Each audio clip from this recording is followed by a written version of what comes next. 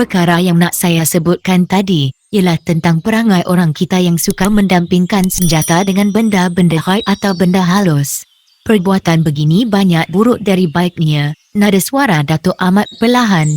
Dia nampak begitu cemas sekali, macam ada sesuatu yang tidak dapat dilihat dengan mata kasar sedang memerhatikan gerak-geri Datuk. Bila tuan punya senjata itu mati, benda halus meresap atau terus sebati dengan senjata tu. Tidak mengganggu orang lain, hanya berbunyi sendiri atau bersuara seperti suara tuannya. Hal ini berlaku dalam waktu tertentu. Tetapi, kami yang mendengar penerangannya terpinga-pinga kerana secara mendadak Datuk berhenti bercakap. Rasa terpinga-pinga itu berlalu begitu saja bila Datuk menyambung kembali kata-kata yang terhenti itu. Tetapi bila ada orang cuba memulihkannya dengan kemenyan putih, membasuh mata senjata dengan air limau, melumuhkan bahagian hujung senjata dengan darah gagak waktu senja, benda-benda halus akan memperlihatkan dirinya dan bersedia bertuangkan kepada orang yang membuat pengasapan atau melanggar senjata tersebut. Kalau tak diusik, dibiarkan tertinggal senjata itu reput dan makhluk yang menunggunya terus meninggalkannya. Lebih-lebih lagi kalau ada penduduk yang membaca Yasin. Terbayangkan kepuasan yang amat sangat di wajah Datuk bila dia mengakhiri ceritanya. Apa yang diutarakan oleh Datuk diakui kebenarannya oleh Tok Siak. Hal yang sama juga pernah dinyatakan oleh ayahnya. Sesungguhnya, serba sedikit Tok Siak juga tahu tentang senjata yang didampingi oleh makhluk halus kerana ayahnya juga tukang buat senjata yang handal di kampung itu. Peliknya, kenapa lembing tadi boleh jadi begitu, macam ada penunggunya. Kalau mahu dikira penunggunya sudah tak ada lagi, keluh Tok Siak. Saya juga berfikir macam tu, sahut Datuk. Barangkali ada sesuatu yang tak kena. Boleh jadi juga ada orang yang menghantar makhluk halus menusuk ke dalam semangat besi untuk merosakkan orang yang memegang lembing itu, sahut Haji Bagus. Datuk hanya tersenyum sebab saja Haji Bagus selesai meluahkan pandangannya. Datuk tidak mahu memberikan sebarang komen. Begitu juga dengan Tok Siak yang saya kira bagaikan harimau sembunyi kuku. Banyak perkara yang dia tahu tetapi dia pura-pura tidak tahu. Lupakan saja perkara tu, tiba-tiba Tok Siak bersuara. Aku juga fikir begitu, teruskan kerja-kerja kamu nak membersihkan rumah ini. Bila semuanya dah dibersihkan, malam ini kamu bertiga bolehlah tidur di sini. Satu perkara yang mesti kamu ingat, apa dia Abang Haji, potong Datuk. Makan tengah hari dan malam di rumah aku. Esok kalau kamu nak masak sendiri atau nak makan di rumah aku, terserah kepada kamu bertiga. Kalau begitu, tengah hari dan malam kami makan di rumah Abang Haji. Esok kami masak sendiri, sahut Datuk. Tak apalah, biar aku balik dulu. Haji Bagus pun melangkah ke pintu. Tok Siak menurut dari belakang. Sampai di ambang pintu Tok Siak berhenti melangkah, dia merenung ke arah Datuk. Aku fikir kamu boleh menyelesaikan segala masalah yang datang, itu yang Tok Siak tuturkan kepada Datuk. Dengan izin Allah, dapatlah saya selesaikan, sahut Datuk. Tok Siak dan Haji Bagus terus memijak mata tangga. Datuk, saya dan si baju hitam meneruskan kerja-kerja yang tergendala. Kali ini kami tidak berminat untuk menjenguk bilik senjata lama. Masing-masing menjauhkan diri dari mendekati bilik tersebut. Kerana sudah dibuat keputusan untuk menginap di rumah lama, sudah tentu bilik tidur kami berikan perhatian yang lebih. Terdapat sebuah bilik tidur lama yang tersedia dengan katil besi dan almari. Saya memutuskan untuk tidur di bilik itu dengan si baju hitam. Datuk sudah memutuskan untuk tidur di ruang tengah. Saya membuat rancangan untuk meminjam bantal dan tikar dari rumah Haji Bagus. Bila perkara ini saya ajukan kepada Datuk, dia hanya membenarkan saya meminjam tikar saja. Bantal tak mustahak. Kamu tidur berbantalkan lengan atau kayu bulat. Ini untuk kebaikan kita. Tidur di rumah lama selalu didatang mimpi-mimpi yang menakutkan. Bila pakai bantal melambatkan seseorang bangun dari tidur, itu alasan yang Datuk berikan. Saya tak ada pilihan dan terpaksa menerima arahannya. Pembersihan tahap pertama selesai menjelang zuhur. Selesai sembahyang dan makan, kerja disambung semula. Tahap kedua ialah membuang sawang dan meletakkan sesuatu pada kedudukan asalnya. Kerja itu selesai menjelang waktu asar. Tahap ketiga boleh dikatakan tidak ada kerja berat yang dilakukan, kecuali Datuk yang sibuk menentukan arah dan sudut mana untuk melakukan sembahyang sunat dan membaca Quran sepanjang malam. Saya lihat Datuk memilih tempat berehat, tidur, di sudut sebelah kanan pintu bilik menyimpan senjata lama. Setelah membersihkan badan di perigi rumah lama, saya dan si baju hitam terus berehat di bilik tidur. Si baju hitam terus baring atas katil tua sedangkan saya duduk di bangku goyang yang diperbuat dari kayu. Mungkin kerana keletihan saya terdengar dengkur si baju hitam.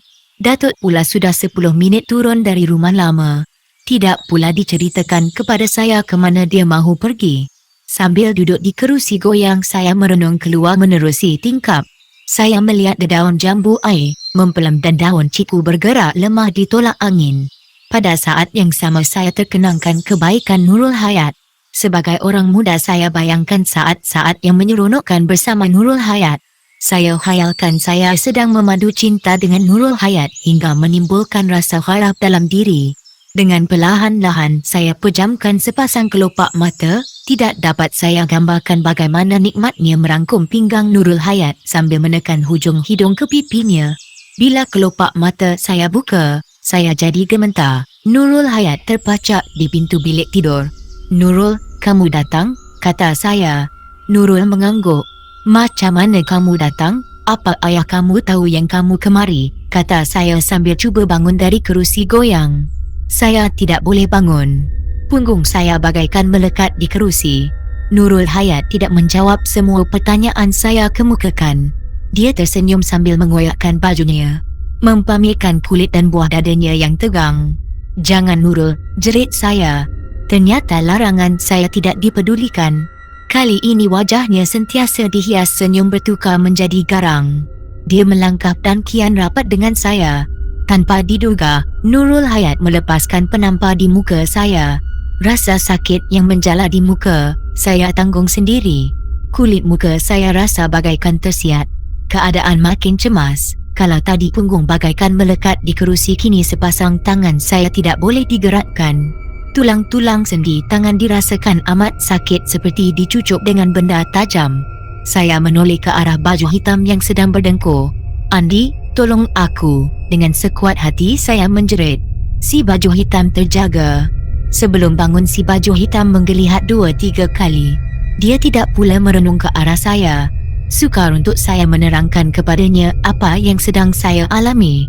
Dengan rasa hampa, saya alihkan pandangan ke arah Nurul Hayat. Kali ini dia berdiri dengan membelakangi saya. Tanpa diduga, dia melangkah tenang menuju ke pintu. Pada saat itu punggung saya tidak lagi melekat di kerusi dan sendi tangan tidak lagi merasa sakit. Tanpa membuang masa saya melompat dari kerusi lalu menerpa ke katil dan menarik si baju hitam hingga dia terjatuh di lantai. "Kenapa Tama? Aku rasa pelik sekejap tadi ada perempuan yang aku kenal datang ke sini. Lebih pelik lagi dia tanpa muka aku. Mana dia?" Suara si baju hitam meninggi. Dia terus berdiri sambil mengepal-ngepalkan penumbuk. "Itu dia." Segera saya tunjukkan sekujur tubuh perempuan yang membelakangi kami. Kerana saya yakin perempuan itu Nurul Hayat, namanya saya panggil berkali-kali. Malangnya dia tidak menoleh malah terus memijak anak tangga. Si baju hitam terpaku. "Kamu kenapa Andi? Aku rasa aku kenal perempuan tu. Dari bentuk tubuhnya dan cara dia melangkah aku yakin aku kenal mesra dengannya." Penjelasan dari si baju hitam membuat seluruh tubuh terasa lemah. Tidak pernah terfikir selama ini bahawa Nurul Hayat yang bersopan itu pernah mengenali malah bermesra dengan lelaki lain sebelum saya. Dia sudah berdusta. Perempuan itu yang menarik aku menjadi pengikut Munah Supandi. Aku bagaikan dipukau, mendengar dan mengikut saja cakapnya. Semua kerana kelemahan aku sendiri. Kalau aku tidak tidur bersamanya mungkin aku tak mengalami nasib buruk ini, ratap si baju hitam. Saya gelengkan kepala. Tidak mungkin Nurul Hayat memperdayakan si baju hitam. Dia tidak sejahat itu. Saya menolak tanggapan si baju hitam tetapi dia tetap berkeras mengatakan perempuan yang masih berdiri di tangga itu adalah perempuan yang menjahanamkan hidupnya. Kerana masing-masing tidak mahu mengalah, kami bertengkar dan hampir mencetuskan perkelahian. "Tak guna kita berkelahi, sekarang kita jumpa," kata saya. "Ayo," jawab si baju hitam. Kami berlari menuju ke muka pintu. Malangnya bila kami sampai di situ, perempuan itu hilang. "Itu dia." Si baju hitam menuding jari telunjuk ke arah perempuan itu yang berdiri di tepi belukar. Dia masih juga membelakangi kami. Tanpa membuang masa, saya dan si baju hitam berkejaran di tepi beluka mendekati perempuan itu. Kami cuba memaut bahunya dari belakang, malangnya tangan kami tidak boleh terangkat. Beratus-ratus kali saya menyebut nama Nurul Hayat, tetapi perempuan itu tidak juga mahu menoleh. Kita ikut saja ke mana dia pergi. Bila penat tentu dia berhenti, lagipun ke mana dia nak pergi. Kiri kanan semuanya hutan. Kalau dia berjalan ke depan sampai ke kaki gunung, kita ikut saja. Si baju hitam memberi cadangan. Aku setuju, balas saya. Di saat asyik mengekorinya, saya tercium bunga tanjung. Bila saya amati sekitar kawasan yang dilalui, memang tidak terdapat pokok bunga tanjung. Si baju hitam memberitahu saya dia terhidu bawah tahi binatang buas. Kami tidak dapat memastikan dengan tepat sudah sejauh mana kami mengekori perempuan itu. Apa yang pasti, bila saya dongak muka ke langit, saya terlihat berburung terbang untuk pulang ke sarang. Matahari kian merendah dan sinarnya kian redup. Tanpa diduga, perempuan yang kami buru berhenti melangkah betul-betul di depan pokok besar. Dia memegang akar yang berjuntaian dari hujung pokok besar. Aku rasa kita sudah masuk perangkapnya, Tama. Perangkap siapa? Tanya saya. Si baju hitam nampak cemas sekali. Wajahnya jadi pucat.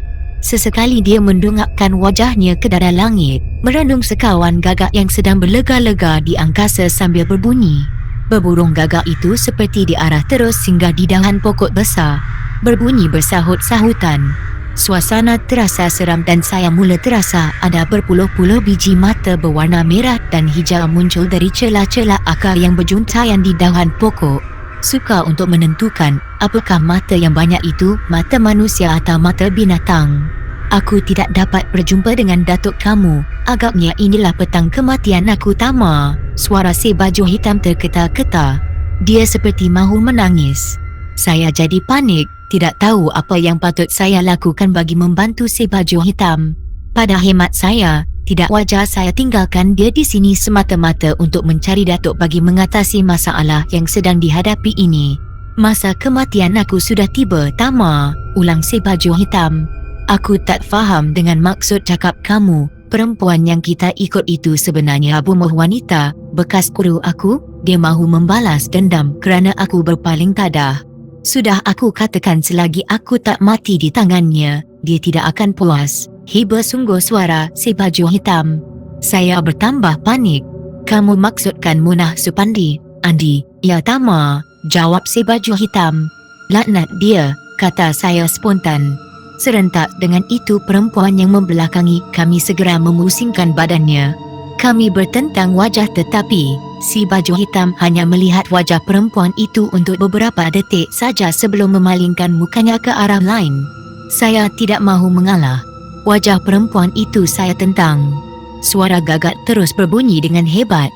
Dahan-dahan pokok besar bagaikan bergegaran, macam ada sesuatu yang menggoyangkan pedu pokok besar. Walau apapun yang berlaku atau berbunyi, saya nekat tidak akan mengalihkan pandangan saya dari menatap wajah perempuan itu. Pada mulanya, saya masih dapat melihat raut wajah Nurul Hayat di wajahnya, tetapi lama-kelamaan wajah itu bertukar menjadi wajah yang cukup asing bagi saya. Kerlingannya cukup tajam. Sesekali dia menggigit bibir dan mengeluarkan lidahnya macam mahu menjilat sesuatu. Saya menjadi cemas. Cuba kau lihat mukanya, Andi, kata saya. Si baju hitam tidak ambil kisah dengan apa yang saya katakan. Dia tetap tidak mahu melihat wajah perempuan yang didakwanya bekas gurunya. Si baju hitam terus merapatkan tubuhnya ke badan saya. Antara kami bagaikan ada persefahaman secara batin. Masing-masing berikrar mencari jalan untuk melarikan diri dari perempuan tersebut dan saya jadi tambah resah kerana perempuan tersebut melangkah perlahan-lahan ke arah saya. Suara gagak terus kedengaran. Hati-hati, Tama, ilmu sihirnya cukup tinggi. Dia boleh menipu pandangan mata kita. Muka dan badannya boleh berubah, boleh jadi perempuan, boleh jadi lelaki, malah boleh jadi binatang, bisik si baju hitam. Bagaimana kita nak menentangnya, Andi? Gunakan ilmu yang datuk kamu berikan kepada kamu. Nada suara baju hitam agak tinggi dan keras. Mungkin kata-kata itu dapat ditangkap oleh gegendang telinga perempuan yang berada di depan saya. Dan untuk kesekian kalinya dia menjegilkan biji matanya ke arah saya. Kau harus menentangnya atau aku cari datuk kamu minta tolong. Dalam nada terketa-keta si baju hitam bersuara. Jangan tinggalkan aku sendirian, kata saya sambil memegang lengan kanan si baju hitam dengan erat sekali. Kamu lihat ke kaki langit, Tama, cakap si baju hitam. Saya patuhi, sepasang biji mata saya arahkan ke kaki langit. Apa yang saya lihat ialah warna awan yang kemerah-merahan, tanda hari sudah mahu masuk ke tahap senja. Selalunya waktu begini ilmunya cukup menjadi dan dia kadang-kadang bertindak di luar batas kemanusiaan. Kalau kita dapat mengalahkan dirinya waktu begini, dia akan susah sepanjang hayat, ilmunya tak akan menjadi, ujar si baju hitam. Suara perempuan di depan saya keras. Dengan pantas dia merenung ke arah awan dan matahari yang sudah menjadi bulat sebesar terang dan warnanya merah menyala, macam bola api. Perempuan itu mengangkat kedua belah tangannya ke atas. Dia mula menjerit, memekik dan meraung macam serigala berdepan dengan musuh. Suara lolongannya meremangkan bulu roma saya. Andi, kata saya dalam suara lolongan anjing yang kian hebat itu. Kenapa, Tama? Mukanya cukup menakutkan. Cuba kamu tengok sendiri, Andi. Saya terus mendesak dan si baju hitam tetap macam tadi juga, tidak mahu melihat wajah perempuan itu. Macam ada sesuatu rahsia yang mahu disembunyikan dari saya. Memang jadi pantang kamu, Andi, si baju hitam tertegun, membelakangi saya dan perempuan misteri, terus gelengkan kepala. Kamu simpan rahsia dari aku, Andi. Masih macam tadi juga, si baju hitam tetap gelengkan kepala. Cakap dengan jujur dan ikhlas, kenapa kamu tidak mahu tengok muka bekas guru kamu? Sengaja saya tinggikan nada suara. Si baju hitam terus membisu. Pada ketika itu juga saya terdengar bunyi desiran angin menyentuh dedaunan. Beberapa helai daun tua dan kering melayang-layang di udara sebelum jatuh ke bumi. Bau harum kian keras menusuk lubang hidung. Perempuan misteri masih berdiri di tempatnya tetapi wajahnya kembali normal. Tidak menakutkan. Dia kelihatan bertambah cantik dan ayu bersama senyum yang tidak pernah putus berlari di bibirnya.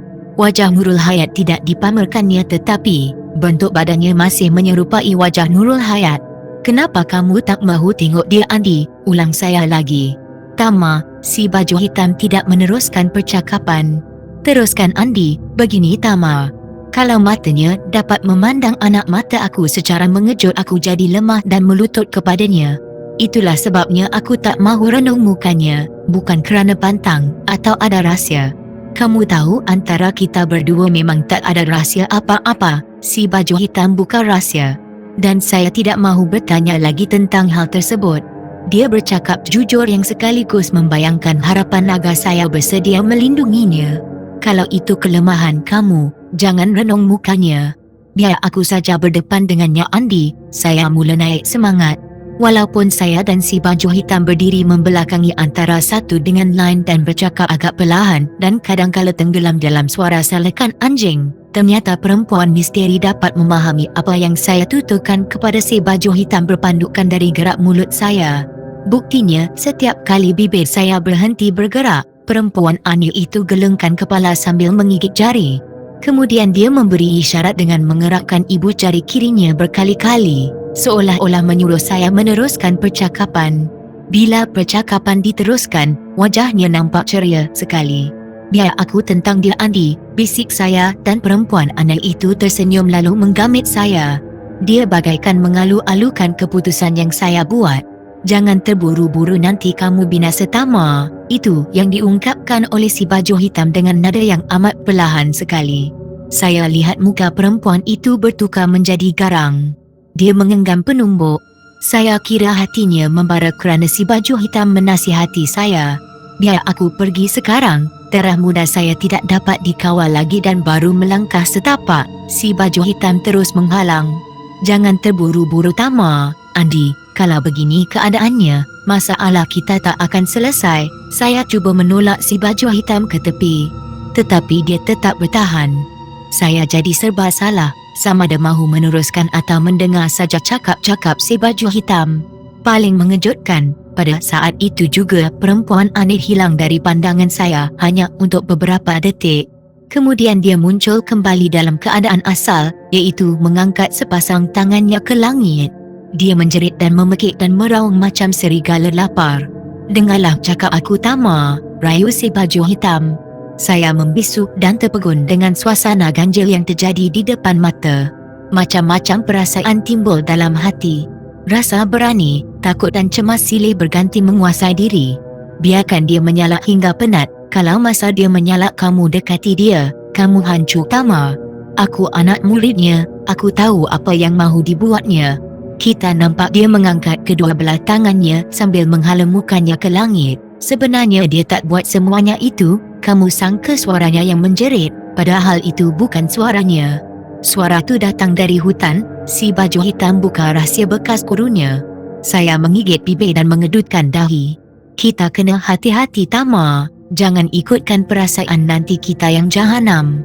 Dia cuba mempengaruhi kita dengan macam-macam cara. Sekarang dia menunjukkan kehebatan ilmunya kepada kamu dengan harapan kamu ingin berguru kepadanya, sambung si baju hitam. Saya anggukkan kepala. Ternyata si baju hitam gembira sekali. Sekarang cuba kamu kesan dari mana datangnya salakan anjing tu, Tama. Kata-kata si baju hitam segera saya patuhi. Sudah jelas, suara salakan anjing itu datangnya dari arah kiri dan kanan hutan kecil. Apa yang pasti saya rasakan, salat anjing itu makin lama makin hampir dengan saya. Diri seolah-olah dikelilingi oleh kumpulan anjing yang ganas dan garang. Pada hakikatnya, tiada seekor pun anjing yang mendekati diri saya. Apa yang tumbuh dalam otak saya ialah anjing di kiri, anjing di kanan, anjing di depan dan di belakang. Semuanya membuka dan mengangakan mulut menunjukkan gigi yang tajam bersama lidah merah terjelir. Anjing-anjing itu bersedia mahu membaham saya. Kenapa perasaan sedemikian muncul dalam kotak fikiran saya? Andi, aku rasa lain macam. Si baju hitam yang masih tidak mahu melihat wajah perempuan aneh itu terus membisu. Sikapnya itu membuat saya naik darah. Bila saya fikirkan suara lolongan anjing yang menyebabkan si baju hitam tidak dapat menangkap kata-kata yang saya luahkan, kemarahan saya segera menurun. Andi, aku rasa lain macam, ulang saya. Dia masih macam tadi, membisu 1000 bahasa. Tanpa membuang masa saya segera menoleh ke arahnya. Bahu si baju hitam segera saya goyang berkali-kali. Aku juga macam kamu, Tama. Suaranya bergetar. Jawapan yang diberikan membuat saya tidak berminat untuk melaporkan apa yang saya lihat kepadanya. Pandangan segera saya arahkan kembali kepada perempuan aneh. Perempuan tu dah hilang. Kemana dia pergi? Jerit saya. Tanpa membuang masa si baju hitam segera memusingkan badan, menghala muka ke tempat kosong, tempat perempuan aneh itu berdiri. Salakan dan lolongan anjing tetap macam tadi. Tidak ada tanda-tanda beransur reda. Kemana dia pergi, Andi? Entah, yang aku tahu menghilangkan diri waktu macam ini memang menjadi kegemarannya, sahut si baju hitam. Lolongan anjing kian rancak. Pokok renit sekitar tempat saya berdiri bergerak macam dilanggar binatang buas. Dari sebelah kanan saya terdengar bunyi orang menarik dan melepaskan nafas tercungap-cungap. Orangnya tidak kelihatan. Apa yang boleh saya lakukan ialah merenung muka si baju hitam dan dia pula merenung muka saya. Warna merah di kaki langit kian menipis. Suasana sekitar beransur-ansur sama. Senjakala sudah datang. Beberapa ekor kelawar yang luar biasa besarnya mula berterbangan mengelilingi saya dan si baju hitam sambil berbunyi nyaring. Giginya yang halus tajam menyeringai ke arah kami. Lebih dari 10 minit kelawar luar biasa itu mengelilingi kami dan akhirnya bergayut di dahan pokok asam, di tempat saya disebut pokok Jawa, yang rendang. Kelawar luar biasa itu terus berbunyi nyaring. Ada darah menyitik di pipi kamu, Tama. Si baju hitam menuding jari telunjuk ke muka saya. Tanpa membuang masa, darah di muka segera saya kesat dengan telapak tangan. Memang benar apa yang dikatakan oleh si baju hitam. Kamu tak rasa apa-apa, Tama? Ada terasa macam air jatuh ke pipi. Aku tak fikir pula darah yang datang, kata saya cemas lalu mengubah kedudukan dari bawah pokok asam ke bawah pokok petai yang batangnya lebih dari sepemeluk besarnya. Si baju hitam turut sama. Kami kira di bawah pokok petai adalah tempat yang paling selamat. Aku rasa pelik, Andi. Darah dari mana menitik atas pipi aku? Kata saya sambil membelik-belik kesan darah di telapak tangan dalam warna sama senja yang kian berat itu. Saya cium telapak tangan. Bau hanyi dari darah tersebut membuat tekak saya loya dan mahu muntah.